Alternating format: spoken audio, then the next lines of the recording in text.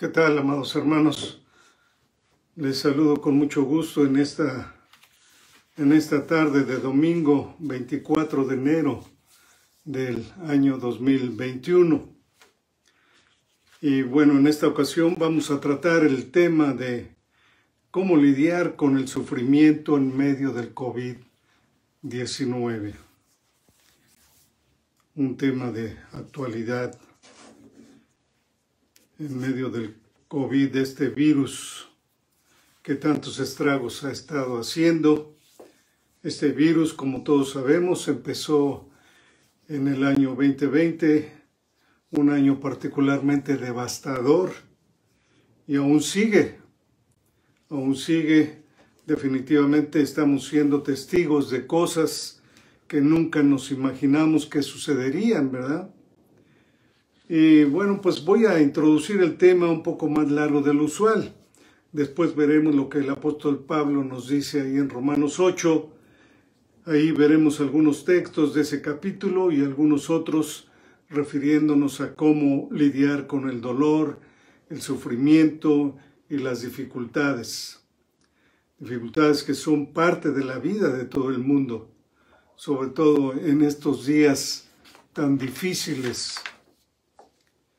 Así es de que cómo lidiar con el sufrimiento en medio del COVID-19. Y si vamos a nuestra Biblia, ahí en Santiago, para introducirnos, vamos a ver este versículo que se encuentra ahí en Santiago 1, en el versículo 2. Versículo 2 de Santiago 1.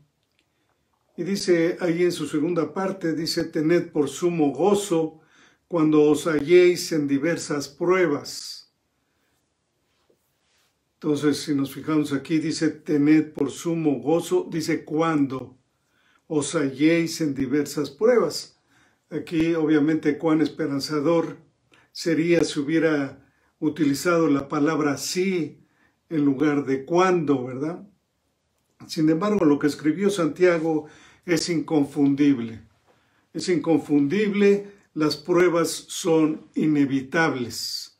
Las pruebas son inevitables, entonces no se trata de si van a venir, sino cuándo. Pues no sería lo mismo si fuera una palabra diferente, ¿verdad? Entonces las bendiciones de los siguientes versículos pues se perderían prácticamente. Sin embargo, es temeroso, es decir, causa hasta escalofrío simplemente el pensar en esa garantía, ¿no lo creen? Es inevitable que las pruebas tengan que llegar. El dolor, el sufrimiento y las dificultades son parte de la vida de todo el mundo. Y aunque hay un amplio espectro en la cantidad y la intensidad de la dificultad en la vida de las personas, nadie está exento de tener que enfrentar los problemas del dolor, el mal y el sufrimiento. Nuestra experiencia con el mal es general y específica, colectiva e individual, global y personal. Y la pregunta no es, ¿experimentaré sufrimiento? Sino más bien, ¿cómo voy a responder cuando venga? Hay dos maneras de abordar el problema del mal, como dicen los teólogos y los filósofos. Podemos luchar con él filosóficamente o emocionalmente. Sin embargo, ambos enfoques inevitablemente terminan abordándolo teológicamente. El enfoque filosófico o lógico implica la teodicea. ¿Qué es esta palabra teodicea?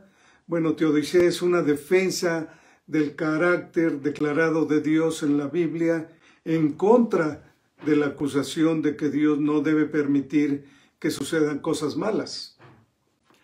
El enfoque emocional o individual es personal. Es simplemente el intento por formular una respuesta razonable a las cosas indeseables cuando suceden. Miles de años de teología y estudio han dado una respuesta, no han dado, mejor dicho, una respuesta al enfoque filosófico que sea plenamente satisfactorio. Y miles de años de sufrimiento pues no han disminuido el dolor que sentimos cuando el sufrimiento nos sucede a nosotros en persona.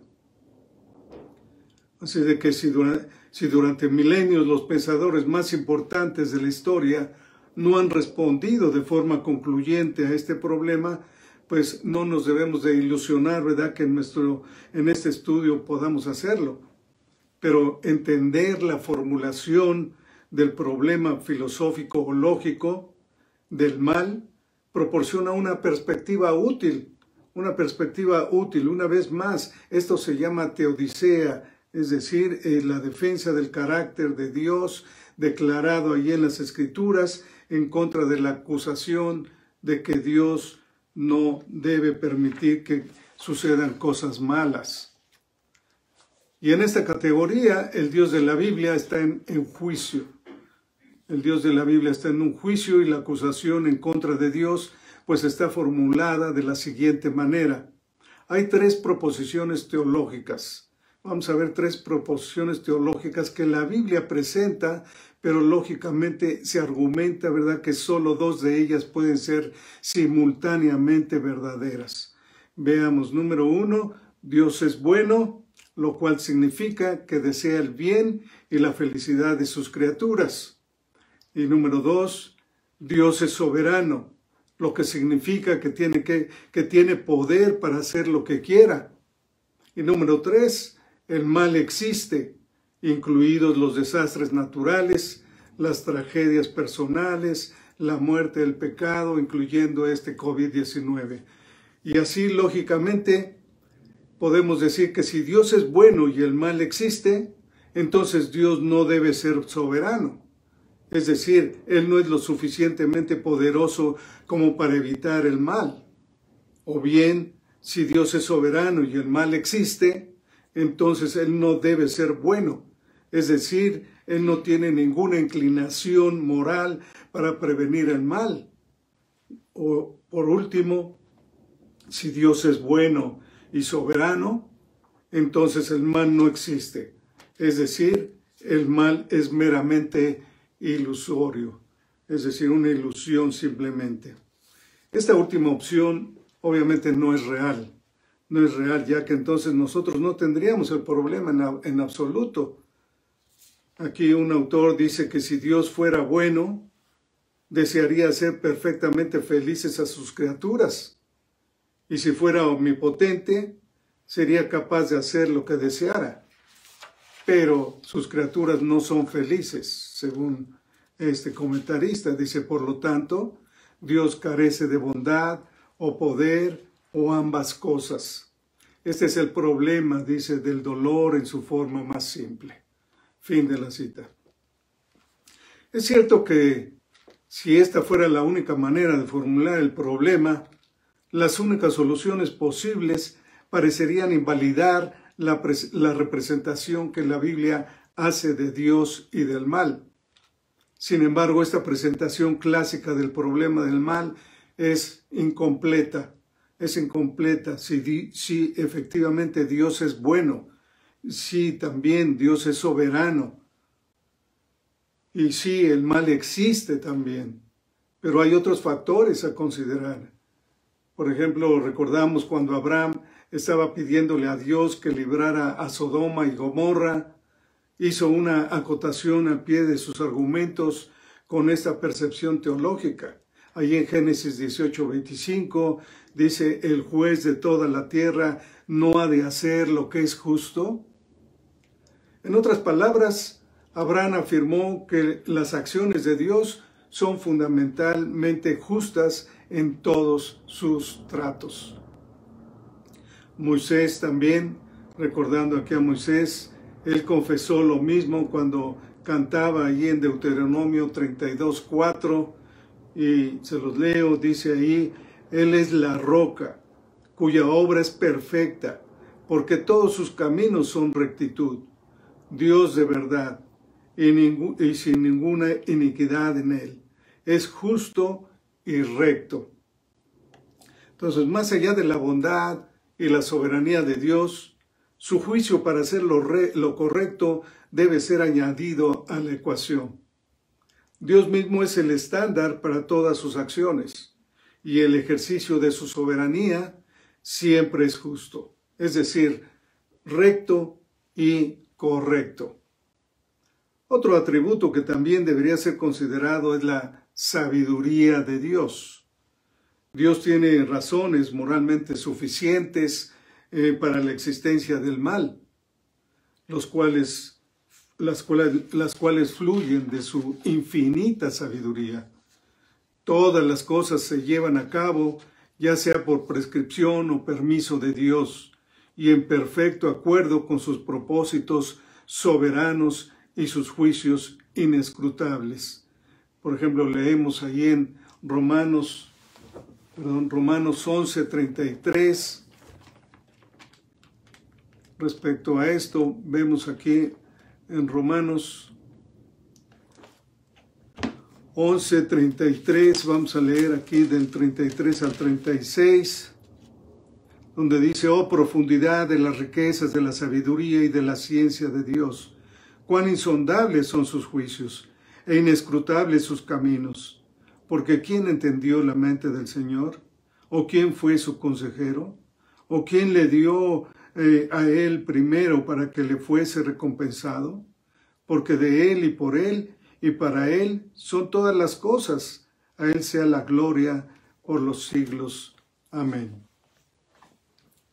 Entonces existen razones. Vemos que existen razones divinas para los males de nuestro mundo, tanto en una escala masiva, por ejemplo, el holocausto, los desastres naturales e inclusive esta pandemia del COVID-19 que estamos padeciendo, etcétera, como también a un nivel personal, por ejemplo, la enfermedad, el dolor, la pérdida y la muerte. Algunas veces se dan razones de estos males. Por ejemplo, la mayor catástrofe en la historia, es decir, la inundación mundial, estamos hablando del diluvio, fue precedida por una explicación clara de por qué sucedería. Allí en Génesis 6:5 vemos que dice: y vio Jehová que la maldad de los hombres era mucha en la tierra, y que todo designio de los pensamientos del corazón de ellos era de continuo solamente el mal.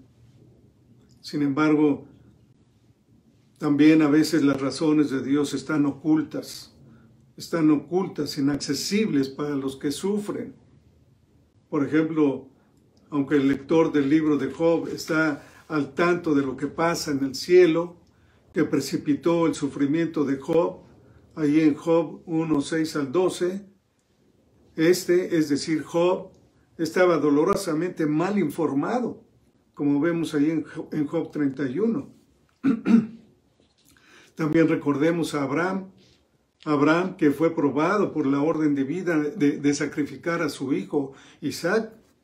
Él tampoco estaba al tanto de los propósitos de Dios en esa su hora más oscura, ¿no? Como se narra allí en Génesis en el capítulo 22. Entonces la pregunta lógica es: ¿por qué Dios informa a algunas personas de las razones de sus sufrimientos y a otras no? Bueno, esto es porque los propósitos de Dios en relación con el mal siempre se rigen por su sabiduría. Y su sabiduría a veces funciona más allá del velo de nuestra experiencia por razones que solamente Él entiende. Y esto nos plantea una pregunta obvia: ¿envía Dios realmente el mal a sus criaturas? ¿Es verdad que Dios entonces envía el mal a sus criaturas? Y para responder a esta pregunta, primero debemos entender que esto es en realidad dos preguntas. La primera es: ¿envía Dios cosas malas a nuestro mundo y a nuestra vida? Y la segunda pregunta es: ¿comete Dios maldad al enviar lo malo a nuestro mundo y a nuestra vida? Ambas preguntas son contestadas al definir qué es el mal.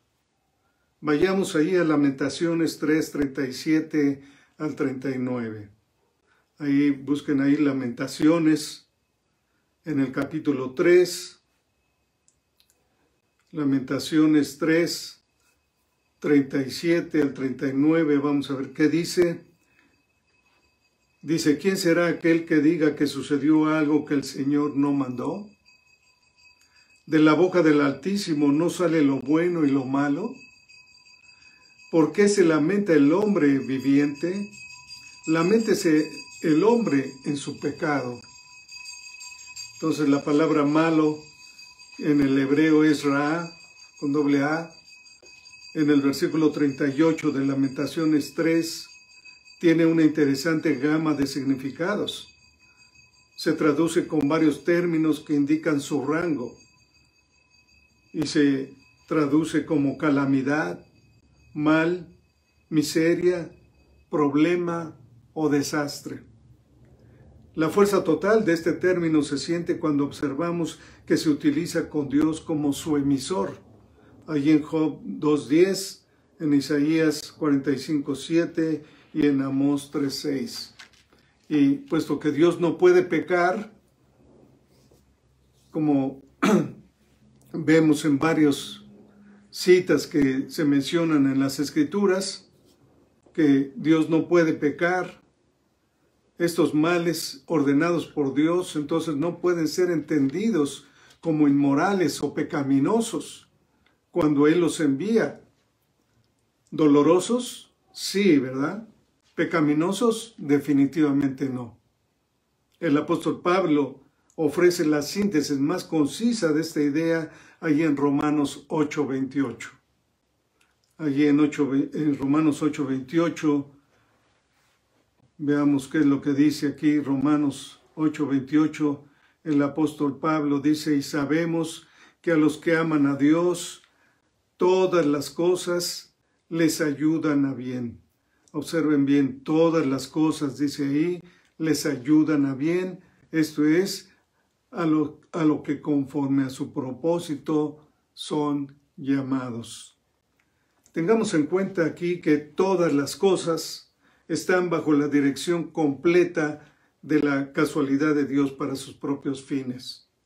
Aquí es importante notar que este texto no dice que Dios es el autor o el que causa el pecado, sino que hace que todas las cosas, incluido el pecado, ayuden a bien de los que le aman y son llamados conforme a su propósito. La sorpresa revelada en este versículo es que los males percibidos son un guante divino en el cual la mano de Dios da forma a lo bueno para los cristianos. Los incrédulos que están en medio de una dificultad no tienen razones para esperar más que el que termine el sufrimiento de inmediato. Sin embargo, los creyentes tenemos la seguridad de que Dios está haciendo que nuestros sufrimientos nos ayuden a bien a tiempo, para la gloria de Dios mismo, en la eternidad y el mayor disfrute de nosotros, los creyentes allá en el cielo. Vayamos a ver lo que nos dice también el apóstol Pablo al respecto, allí en Romanos 8:18. Romanos 8:18. Dice ahí Pablo, pues tengo por cierto que las aflicciones del tiempo presente no son comparables con la gloria venidera que en nosotros ha de manifestarse. Y también el mismo Pablo vemos allí en 2 Corintios 4:16 al 18. 4:16 al 18 dice ahí Pablo, por tanto no desmayamos, antes aunque nuestro hombre exterior se va desgastando, el interior no obstante se renueva de día en día, porque esta leve tribulación momentánea produce en nosotros un cada vez más excelente y eterno peso de gloria, no mirando nosotros las cosas que se ven, sino las que no se ven, pues las cosas que se ven son temporales, pero las que no se ven son eternas. Conocer estas verdades teológicas puede proporcionar comprensión y consuelo para algunos, ¿no es verdad? Sin embargo, para la mayoría, el problema del dolor es más difícil de manejar emocionalmente cuando nos encontramos en medio de la angustia y el sufrimiento. Veamos, por ejemplo, qué pasa con nuestro dolor personal y la dificultad. ¿Cómo podemos responder?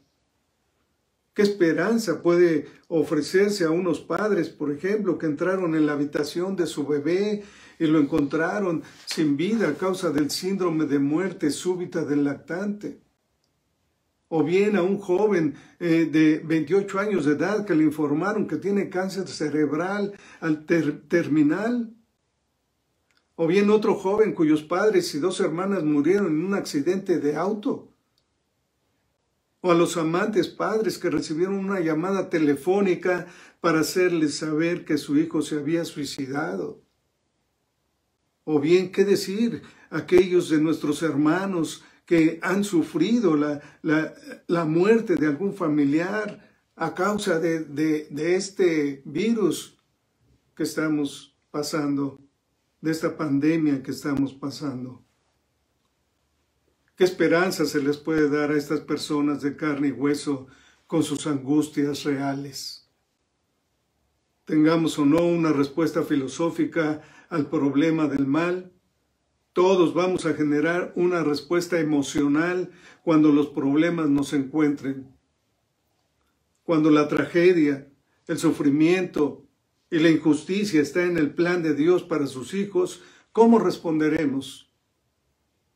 Bueno, en estos casos, un protocolo útil es hacer y responder a 3 preguntas. Responder a estas 3 preguntas. En primer lugar, ¿qué siento? En segundo lugar, ¿qué pienso? Y en tercer lugar, ¿en qué creo? Cuando las pruebas se cruzan en nuestro camino, la primera pregunta a responder es ¿qué siento? Los sentimientos destrozados son la respuesta del alma a la tragedia. Y es más fácil domesticar animales salvajes que los sentimientos heridos, ¿no es verdad? Cuando cualquier tipo de sufrimiento nos visita, podemos esperar que nuestros sentimientos se disparen, a veces de una manera predecible, otras de manera sorprendente. Pero identificar lo que estamos sintiendo es el primer paso en la generación de una respuesta piadosa. ¿Me siento enojado? ¿Me siento temeroso? ¿Amenazado? ¿Triste? ¿Abandonado? ¿Solo? ¿A la defensiva? ¿Combativo? ¿Avergonzado? ¿Celoso o maltratado? ¿Cómo me siento? Y estas son las preguntas iniciales que debemos considerar. Llama la atención la frecuencia con la que tenemos estos sentimientos sin siquiera identificarlos y aislarlos en nuestro corazón. La segunda pregunta a responder es ¿qué pienso? ¿Qué pienso? Aquí es donde se pone a prueba nuestra teología en la vida real. Nuestro pensamiento es como un barco con 2 timones potenciales, sentimientos o creencias. Si se deja uno llevar solo por los sentimientos, entonces el pensamiento puede llegar a ser peligroso y errático a la vez. ¿Por qué? Bueno, porque las emociones que surgen de circunstancias difíciles son casi siempre egocéntricas, autoprotectoras y egoístas. Para estar seguros, Dios nos diseñó con emociones que funcionan de una manera protectora, pero las emociones rara vez provocarán el pensamiento centrado en Dios, al menos al principio. Y aunque los sentimientos están programados para pensar en uno mismo, la teología está intrínsecamente centrada en Dios. Para los cristianos, la forma en que pensamos debe ser gobernada ante todo por lo que sabemos que es verdad, no por lo que sentimos. Las emociones deben ser el furgón de cola en un tren de pensamiento que es alimentado por los verdaderos pensamientos acerca de Dios y su palabra. Y la tercera y más importante pregunta a responder cuando llega el sufrimiento es: ¿en qué creo? ¿En qué creo? Las realidades que sabemos que son verdad por la fe pueden evaporarse fácilmente en la duda cuando se aplica al calor de la emoción. La realidad es que no siempre sentimos como que nuestras convicciones bíblicas son verdaderas cuando el sufrimiento y la tristeza llegan. Las emociones como el miedo, la ansiedad y el dolor pueden tragarse la perspectiva de un solo trago. Pero, amados hermanos, la confianza en las realidades teológicas es la única ancla segura en las tempestades de las pruebas. La verdad puede alterar el curso de nuestro pensamiento y calmar la tormenta de nuestras emociones, pero aquí surge la pregunta: ¿qué es verdad? ¿Qué es verdad? La mayor parte de nuestras respuestas emocionales al mal, al dolor, al sufrimiento, caen en dos categorías generales: el miedo y la ira.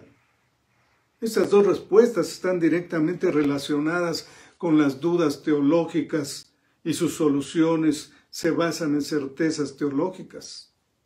El miedo tiene que ver con pérdida, ira y confianza. Siempre que existe la amenaza de la pérdida, la ansiedad temerosa puede atrapar el corazón. Tememos la pérdida de todo lo que creemos.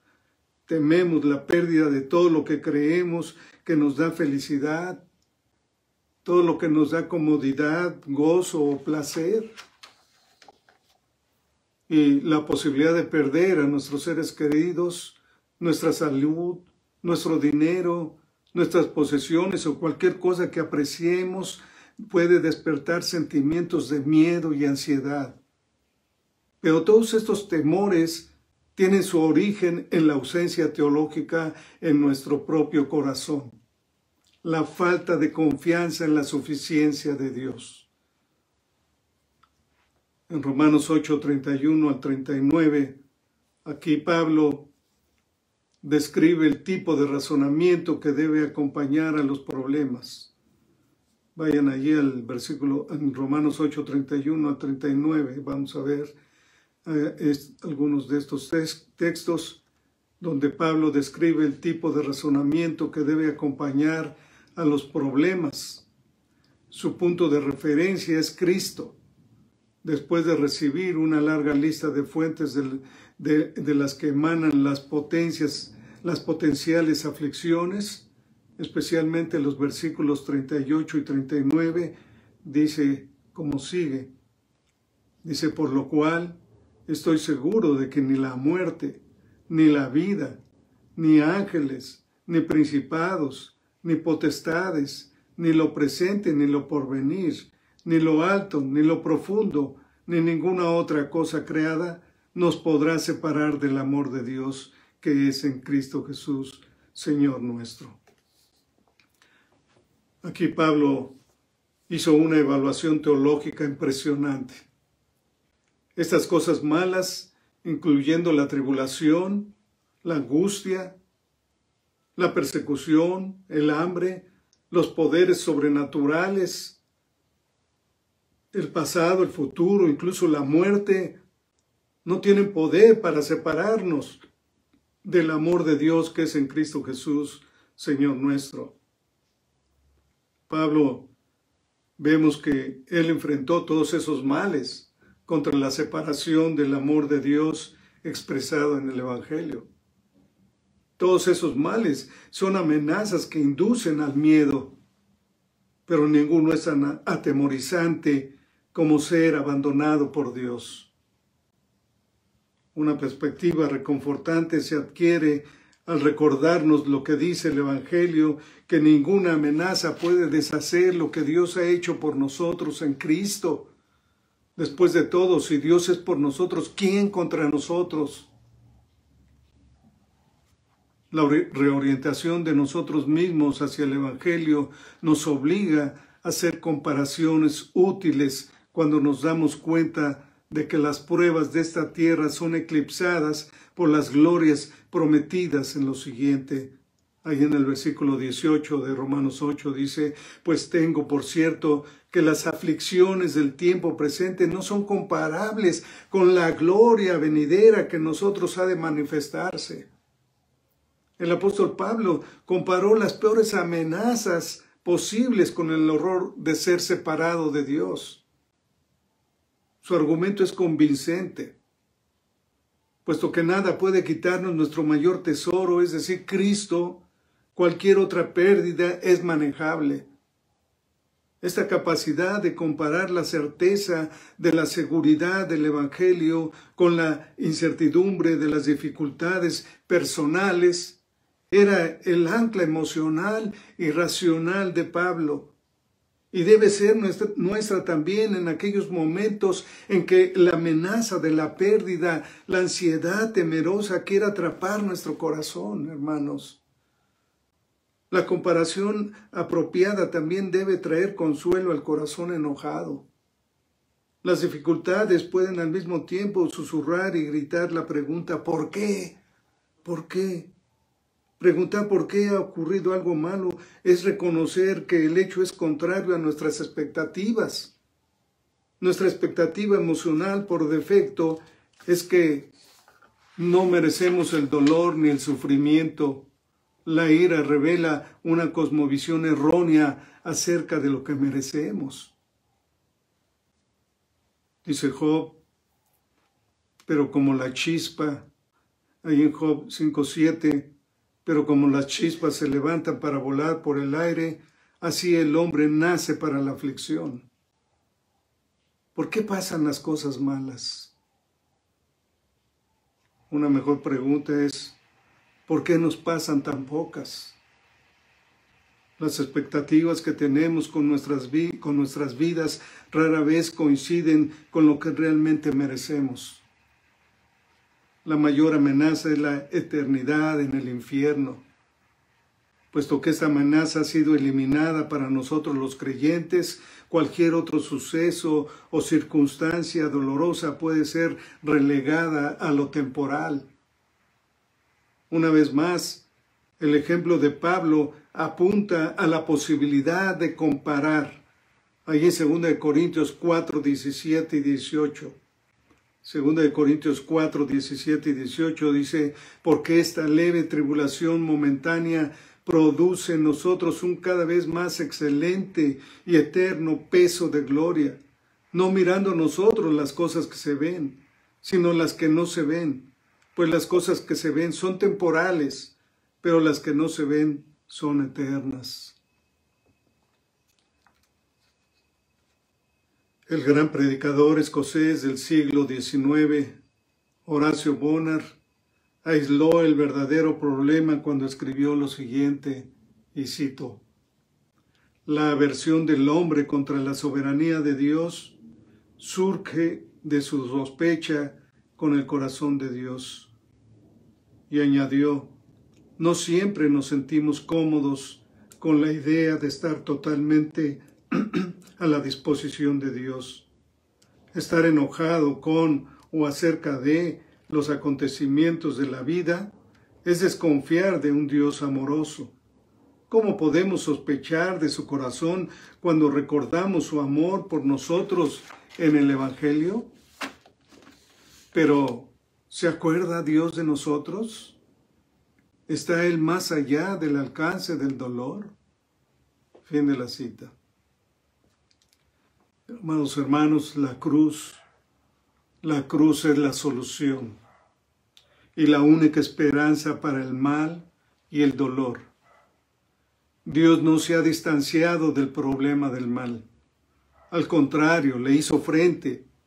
Recordemos el juicio de Jesús ante el procurador romano de Judea, Poncio Pilato, quien declaró que no tenía el poder ni la autoridad para determinar el destino de Jesús.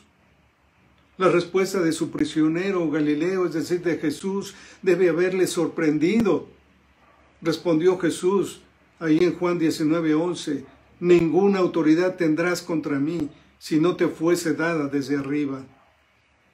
En vez de abogar por su vida, el Salvador accedió a su ejecución con una nota al pie. Jesús repudió la mala interpretación de Pilato en cuanto a su propia autoridad y le alertó del hecho de que Dios era la fuente del poder de su gobierno. Dios es el otorgador de poder y privilegio, no Roma ni ninguna otra autoridad humana. La inminente crucifixión del Hijo de Dios constituyó el mayor mal e injusticia que jamás se haya cometido. Pero había más cosas de lo que se veía. Lo que Jesús reveló a Pilato era todo lo que los autores conspiradores y malhechores actuaron en última instancia bajo la autoridad de Dios. Entonces, ¿qué estaba haciendo Dios en este acontecimiento horrible? John Piper nos responde a esta pregunta y cito: en el eje más importante de la historia de la humanidad, el peor pecado cometido alguna vez sirvió para mostrar la mayor gloria de Cristo y obtener el don de la gracia de Dios para conquistar el pecado. Dios no solo venció el mal en la cruz, sino que el mal se suicidara haciendo su peor mal. Fin de la cita. Hermanos, cualquier forma de mal, todo dolor, toda tristeza, todo grado de sufrimiento, toda injusticia, toda dolencia, toda enfermedad y toda cosa mala, incluida la muerte, perdió su aguijón en la cruz. Y Pablo lo dice de esta manera y en 1 Corintios 15, 54. Vamos a 1 Corintios 15, 54, vamos a leer hasta el 57. Dice ahí Pablo en 1 Corintios 15, 54, cuando esto corruptible se haya vestido de incorrupción y esto moral se haya vestido de inmoralidad, entonces se cumplirá la palabra que está escrita: sorbida es la muerte en victoria. ¿Dónde está, oh muerte, tu aguijón? ¿Dónde, oh sepulcro, tu victoria? Ya que el aguijón de la muerte es el pecado y el poder del pecado la ley. Más gracias sean dadas a Dios, que nos da la victoria por medio de nuestro Señor Jesucristo. El sacrificio de Dios con su Hijo Jesús demuestra su misteriosa sabiduría. La pérdida insondable del Padre y el sufrimiento incomprensible del Hijo eran el punto crucial del plan predeterminado de Dios para su propia gloria y nuestro bien eterno. Dice Romanos 8:32, el que no escatimó ni a su propio Hijo, sino que lo entregó por todos nosotros, ¿cómo no nos dará también con él todas las cosas?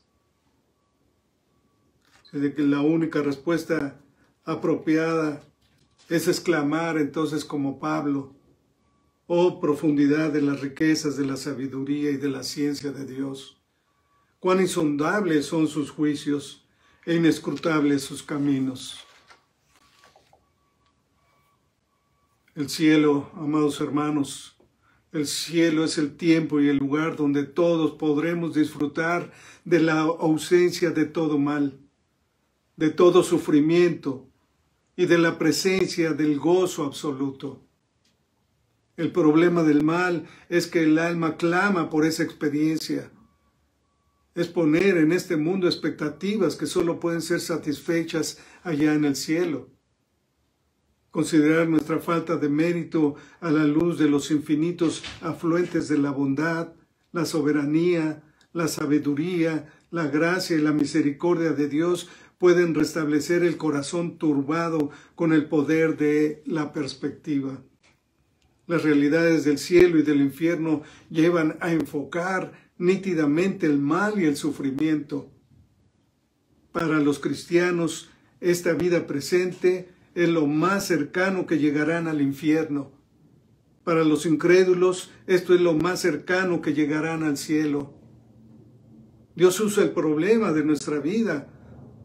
Los problemas de nuestra vida, Dios los usa. Y nuestra vida culmina en la inevitabilidad de nuestra propia muerte para soltar nuestro agarre de este mundo y reorientar nuestro corazón en lo que está más adelante con Él. Como escribe Maurice Roberts, ministro inglés, autor de varios libros, y cito: el grado de paz mental de un cristiano depende de su capacidad espiritual para interponer el pensamiento de Dios entre él y su ansiedad. Repito, el grado de paz mental de un cristiano depende de su capacidad espiritual para interponer el pensamiento de Dios entre él y su ansiedad. Si un creyente puede mantener su mente en Dios, no hay mal en este mundo que pueda robarle su paz, y eso será suficiente hasta llegar al cielo, hermanos. Que Dios nos bendiga y que Dios les guarde en medio de esta pandemia, en medio de este virus que ha azotado a todo el mundo, y tengamos confianza en nuestro Dios, que nuestro Dios está al pendiente de todas las situaciones que están a nuestro alrededor. Y Él usa este sufrimiento, Él usa el dolor, ¿para qué? Para hacernos crecer en su conocimiento, llevarnos allá con Él, allá en el cielo. Ahí ya no hay enfermedad, ya no va a haber llanto, ya no habrá dolor. Así de que, hermanos, repitiendo aquí lo que acabamos de ver, si un creyente puede mantener su mente en Dios, no hay mal en este mundo que pueda robarle su paz. Y eso será suficiente hasta llegar al cielo, hermanos. Vamos a orar. Señor y Padre nuestro, te damos tantas gracias, Padre, por tu palabra. Tu palabra es verdad y nos fortalece en el poder del Espíritu Santo que mora en aquellos que hemos creído en el Señor Jesucristo y que por medio de Él nos ha perdonado de nuestros pecados. Padre, reconocemos que a veces es difícil estar alegre en medio de tanto dolor, de muerte, tanta muerte, enfermedad. Pero, Señor, gracias porque solo en Cristo podemos experimentar el verdadero gozo, la verdadera paz, a pesar de las circunstancias que nos rodean. Señor, vemos que el mundo está devastado, pero en Cristo encontramos la fortaleza, porque Él es el gran poder para seguir adelante, Señor. Gracias, Padre, por darnos a Cristo, en quien oramos y nos regocijamos. Amén. Que Dios les bendiga, hermanos. Cuídense mucho. Nos veremos la próxima vez.